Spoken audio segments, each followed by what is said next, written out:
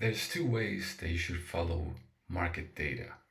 One is to follow the news, listen to interviews, so you know what other people are thinking.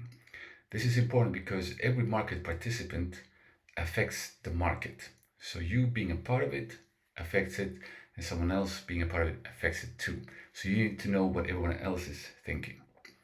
This is exemplified.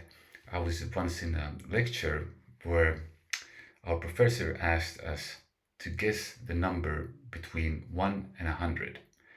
And the person that are closest to the average of everyone's answer won.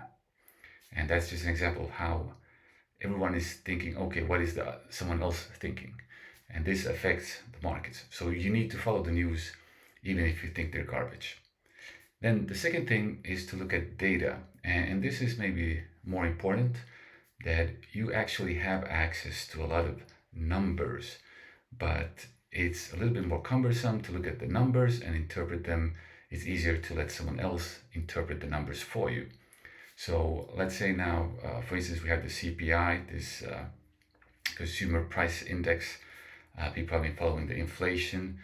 That data, you don't have to get that from CNN. You can really go to the government site and look it up. Nowadays, you have everything online. So you gotta be careful a little bit how much data you process, of course.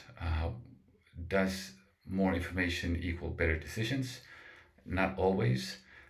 My father, he used to look at the local newspaper, and he said, well, this is the best news because this is old, so it's confirmed. And there's a lot of data coming in, and before you go and subscribe to the latest Bloomberg terminal and install 6 different screens, you really might want to think about your strategy on how you consume the data. Do you really get it unfiltered, or do you prefer to get it filtered? So should someone interpret the data for you, or should you look at the source? And usually you don't need the stories, you just need the numbers, because the numbers will tell the whole story.